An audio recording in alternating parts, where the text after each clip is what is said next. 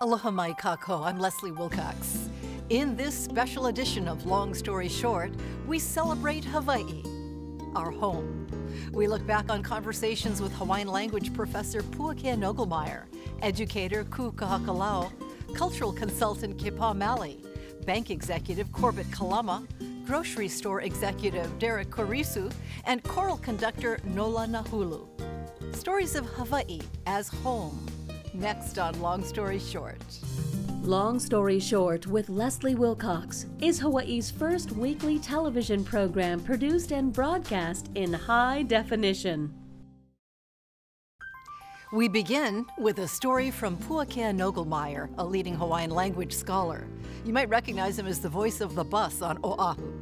Born Marvin Nogelmeier in Minnesota, he set out on a post-high school adventure. Hawaii was only supposed to be a stopover on the way to Japan, but Hawaii is where he stayed. Lost my wallet in the San Diego airport. So we had driven cross-country, gone to San Diego. We had airline ticket to as far as Honolulu. I would pick up passport here. I don't even have a license. I don't have a birth certificate, no money, really. I had my plane ticket. Came to Honolulu, had to call and say, okay, big adventure, already blew it, lost my wallet. Mom. Send money. Mom, get me a birth certificate. Well, money came first. Birth certificate took probably a month. By the time the birth certificate came, it just seemed there was no rush to get to Japan. So put that off and put that off. Why did you decide to stay? I mean, what happened in that month? Oh, from the airport, we ended up going out. We stayed at Makua Beach. How did you find your way to Makua Beach from the airport? The two kids I'm traveling with actually knew people here. There was a Minnesota house at Makua Beach. A lot of that was Vietnam War folks, guys who had come back. They weren't ready to go back to the States. And a whole bunch of folks ended up out there. So we end up in this handmade little, nadas in Makua Beach. I lived there for 3 months. Maybe the nicest 3 months of my life. Really, just blissful ignorance. I didn't read a newspaper. I didn't think about anything, just wandered along, enjoyed water, enjoyed sand. And I guess they would have thought of this as homeless, although it's really the most organized homeless I'd ever seen. There were, full houses, fully equipped. And this is right on the edge of the beach? Right on the edge of the sand, up against the kiawe trees and the haulikoa. And it was really a remarkable place. There were probably 50 people. The Minnesota Hooch had 2 bedrooms, 2 like formal, and a bunk bed. Made out of plywood, made out of leftovers that were found all over the place. Kept very tidy, actually. Full kitchen set up, dishes, everything. It's not exactly the way the homeless are running today. It did fall into decline. By the late 70s, they were doing cleanups of, and should have. It had gotten pretty, just a lot of rubbish. But it was actually a tidy, nice place to be. The beach was pristine. Chilled there for 3 months. I actually got an infection on my foot and had to go to the hospital. They would not let me out of the hospital if I didn't have a residence. So I ended up moving into Makaha, moved in with friends in Makaha. Pueke Nogelmeier confesses that his first means of support in Hawaii was living off his unemployment checks. Then he linked up with a community of artists in Lanai and became a goldsmith. Oh, that was my career. That was something I could do for the rest of my life. And I've not done it now for 30 years. But who would have thought? One of my co-craftspersons was Mililani Allen, who became my kumuhula. She did beautiful silk batik with Hawaiian motifs and just beautiful things. But one day she was talking about, I'm teaching hula. We didn't know she taught hula. I want to open a men's class, but guys are so gun shy, they won't take it. And so we pretty much said, well, you should open your class. We'll take your class. Would you? Okay. So now we're all committed. So her class of men started up with all these, a motley crew of craftspeople. They were not dancers. What was the name of the halau? Halau Hula o Mililani. which that was her name. She had been teaching maybe 2 years. She had graduated from Maiki Ayu Lake. She'd been teaching women. It's very, formal halau structure. Classes run for an hour once a week, et cetera, et cetera. So she opens the men's class. We're all dummies. We don't know anything. I didn't know any Hawaiian history. I didn't know Hawaii had a kingdom or kings, or I didn't even know they had a language. I came as an empty calabash. So, and I'd been here for a while, but I learned Waianae stuff, not necessarily Hawaii stuff. So we step into class, and it's just a doorway to a whole new world I didn't know was there. Speaking of a whole new world, our next guest, educator Kuahakalau, grew up half a world away. Jazz music was on the rise in Europe in the 60s, so Ku's musician father moved the family to Germany. Ku did her best to adapt, but in her heart, she knew she wanted to return to Hawaii, back home. We spent several years in Europe, and my father really, really liked it there. He liked the part that they took good care of the environment there. He liked the part that a handshake and a promise really meant something. And he liked the part that when they did things, they did it the right way, or they did it at a level of sophistication and rigor that our Hawaiian kupuna also did things. And so he saw many things that were very similar, the way people acted in Europe compared to how his Hawaiian kupuna taught him. As it just occurs to me that you must have been around people who didn't realize you're Native Hawaiian. Definitely, that would be something that not everybody figures out right away. And that's perfectly fine, because I know who I am, and the way we grew up, people had never really knew who we were in the first place, and I think people just have to, I always felt people have to accept you for who you are, no matter what nationality or what ethnic background or what your IQ is. And so it's always, I haven't had a big problem with that, actually. I'm proud of my German heritage. I still, practice some of those pieces, or at least don't deny that, or don't want to have anything to do with it. But my dad was the only brown person in town when we first got there, and it was not easy, even though we physically would fit in. But when your last name is Kuahakalau, you still don't fit, no matter what, you can't hide that. And that was the reason you didn't fit in? It was the name and the brown father? It was the color of it, but then also my father's very unconventional lifestyle certainly didn't help either. When all the other fathers worked every day from whatever it was, 8 to 5, kind of a thing, and my father had never had a regular work schedule in his entire life, So I think those things certainly didn't help either. And so we just always felt a little bit odd. And then when we, as we got older, we met so many military people that were stationed in Germany, and I worked for the military for 1 year after high school to make money to come home. And the more, the more we sang the songs, and the more we tried to eat the food, and the more, it became like, what am I doing here, So when you hit high school graduation, you were at that point, you were making money to get home? Yes. No question. No question. That was a single, one of those single-minded decisions, and without very, any real concrete plans as to where to go from there. There was no doubt in my mind. As soon as I had enough money for an airplane ticket and a couple more $1,000 that could hold me over for a little while, I was going to come home, and I did. For cultural historian Kepa Malley, Lanai is home. Growing up, he immersed himself in stories about Lanai from his Hanai, or adoptive parents, Tutu Papa Daniel Kaupuiki and Tutu Mama Hattie Kaenokalani Kaupuiki. As a gift for Tutu Papa and Mama's 75th wedding anniversary, Kepa wrote a song based on those stories from his childhood.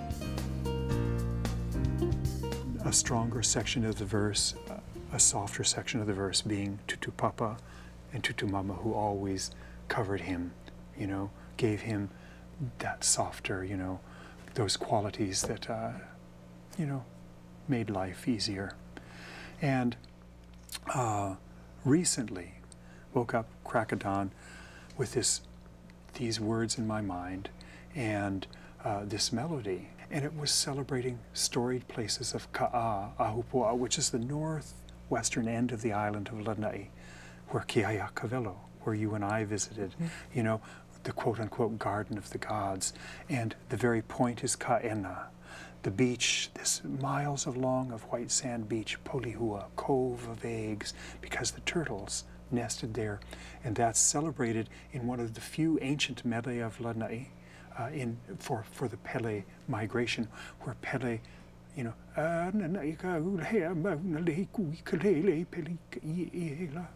calling Nana of Kaulahe is Pele. She wears a garland of Ie that is woven for her. As the lines of the mele go on, it describes that Pele eats of the turtles of Polihua.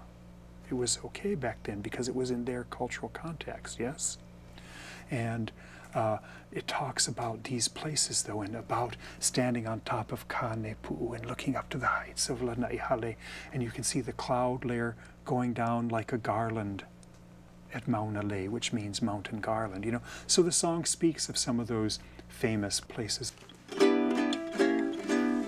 Hano hano lanai, I kamali he oho kupua e la, I ka makani, kaolana polihua, I ka maneva neva, ka le papahi o na ka maina. Now we're going to go up to Kanepu'u and look up to Lanai Hale. We were there. Alawa kui kanani o Lanai Hale, Puluelo ia e ke au a Mauna Lei. The last line of the song, it's 9 verses, I'm not going to do them all. Haua pana ia, aina hano hano, aloha la hanai, kaui kamali. So the last line says, these are among the storied places of Lanai, which is beloved and set there in the calm. And this comes from Tutu folks, their stories, the stories, the traditions that are handed down. And so, you know, we need to keep people connected to this beauty, you know. It's all that we have that no one else has. Our next guest learned about the importance of keeping connected with family and community at a young age. Corbett Kalama, the Kamehameha School's trustee and First Hawaiian Bank Executive Vice President, grew up in Kailua, Oahu, which he calls a playground. And growing up with 10 siblings, Corbett never ran out of playmates. Including Corbett and his parents, the Kalamas were a family of 13. The family home was a one-bedroom, 900-square-foot house. With a large family came certain responsibilities. One important responsibility was the older sibling was responsible for the younger ones. That's automatic. The other thing was to make sure we took care of our clothes, right? Because we knew that our siblings would have to use the clothes, especially those of us that were going to St. Anthony's grade school. They were uniforms. So we're very careful, where kids would be scraping their knees and tearing the pants, for example. We couldn't afford to do that, right? We had to do that. Because you were thinking of the next kid. Thinking of the next kid. We'd help my mom wash clothes. We had an old washing machine, the whole scrub type thing, and wring it out. Put the clothes into a big pan with starch, and then we do the ironing and different things. But we did whatever we could do. We never had, as a child, a lot of apples and those types of things. So we in retrospect, it was probably very healthy for us, because we'd go into the mountains, we'd pick guavas and mangoes and mountain apple and lychee, and there was just everything there, and mangoes in the street. And you learn to pick enough. You know, we'd sell mangoes, we do different things. There's a golf course nearby. When we moved over to Kailua, Mid-Pac golf course, that wasn't unusual. I'd love tournament days. I'd sit out there in my tin canoe, and a foursome would come by. At least 2 would be in the water. Dive in with my scoop net and my goggles and either try and sell it back to them, or else I'd sell it up at the country club. Just trying to make ends meet and to help my parents take care of all of us. Was that something your parents told you should be doing? No, we just realized, you know, when love runs deep in different things, and it wasn't, we shared everything that we had. My father shared all the knowledge that he had. We spent a lot of time in the ocean. We lived a lot off the ocean. It's not, I don't necessarily go out of my way to eat lobster or those types of things anymore because it was right there in our front yard. But we learned the right way to pick lobster and not to damage the hole, and we're very, very protective of sustainability as they talk about it today. But we learned that way, so it wasn't, we all had to pull our load. What was the fishing out Kailua Way like then compared to now? Unbelievable, unbelievable. Kailua Reef used to be like an aquarium. You had every type of fish that you could think of. There was white coral. You could go just a little further outside that, deep enough to where you'd see a lot of black coral that was there. There were lobster holes everywhere in Kailua. You could walk right from the sand into the water and find a lobster hole. Octopus holes. It wasn't unusual for us to take that small island off Kailua Beach. It's called Popoia Island. They refer to it as Flat Island. But we'd go out there and we'd go surfing. It wasn't unusual where we'd just take a bottle of water, some matches, and we'd hide an old refrigerator grill. And then we'd junk in a pole at about lunchtime to see who was going to go in the water to pick slipper lobster. So we'd go out there and it's a 2 apiece. One person would have to dive in the water and pick it, and that's how we'd live, We'd go out there and do that. So we had a park that was there. We were windsurfing before there was windsurfing, Did you see other people taking too much? Was there some kind of a neighborhood? As a child, no. You never saw that. You always had, the neighborhood was very, very protective of each other. So even when you went fishing, you had to go and you went to visit the other families to make sure that they had enough food too. So it wasn't unusual. But see, with that responsibility, they also had the responsibility of the discipline aspect of it. So no, it wasn't unusual. It wasn't unusual for the neighborhood kids to just sleep on the beach as a group. It wasn't unusual to be sleeping at someone's house and know that everybody was okay. When you have something, you always share. You share it. You share it, and it worked out. And kids talk about that. Now they're all adults or grandparents. They talk about coming to our house when we were youngsters. And my dad, at a very young age, even though we lived in that small house, it wasn't unusual for him to go around and pick up the homeless in those days. They were in Kailua and bring them home to our house. And, I think that's so true that so often it's the people who have less who give more.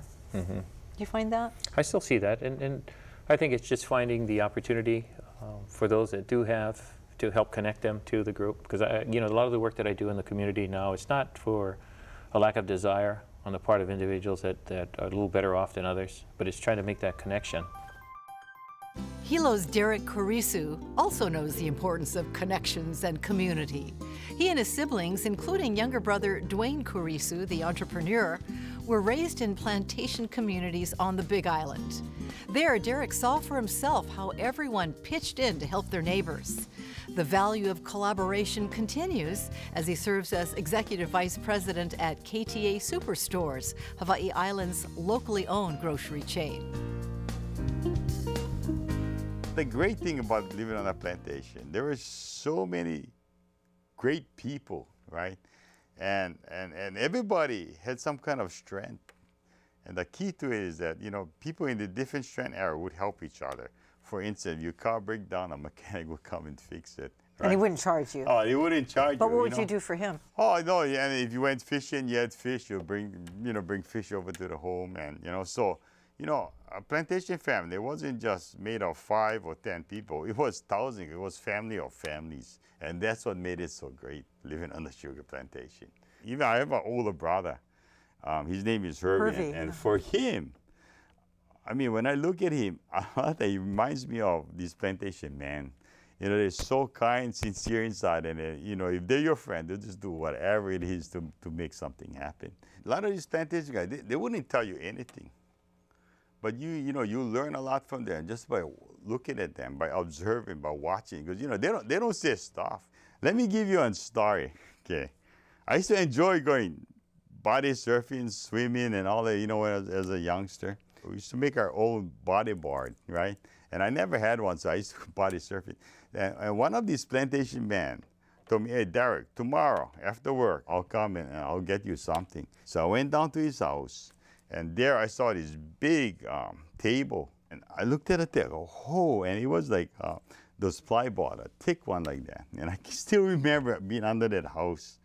Then he told me, "Oh, Derek, draw your surfboard on this thing." So I drew my surfboard on his nice table. Then he grabbed the saw, he cut it, he made for me one board, that's the plantation kind of thing. And then he put on the skags for me. They said, come back tomorrow. I'm going to go and waterproof the thing. But that is what it was all about. You know what? I think why I was real fortunate that I had a great grandmother. And she used to live up close to the forest line of Kuahakalau. All of our families, my aunties, uncles, used to gather, and my grandparents used to gather at my great-grandmother's house every week, at least once. There used to get about 40 or 50 of us. And I think for myself and my brothers, we have learned a lot of the values of cultures, things, and also, traditions from that.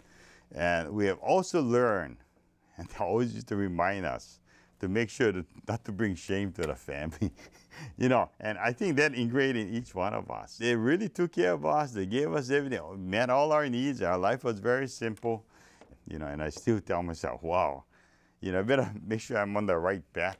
I guess for me, that was like the foundation of my life.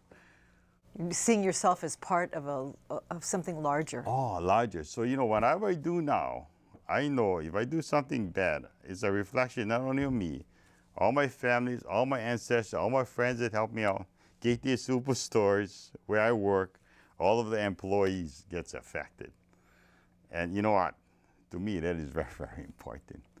I try to make sure that I don't go and upset anybody or make any enemies. And I guess this whole thing about an obligation to the family or to the organization or whatever you belong to helped me keep a straight life and motivated me to move ahead. For over 3 decades, Nola Nahulu has brought out the best in Hawaii singers of all ages. In this next clip, the respected conductor shares some of her earliest memories as a Japanese Hawaiian girl on Oahu's Waianae coast. My sister and I went to Waianae Elementary School. And to date us, that's because there was no Makaha Elementary School at the time. Parents would wake us up in Makaha. We would drop off at our Obachan's house because she lived right across the street. And the routine was go Obachan's house, have breakfast, go to school, go back to Obachan's house, have guava ice cake that she would have made, and then go to Japanese school.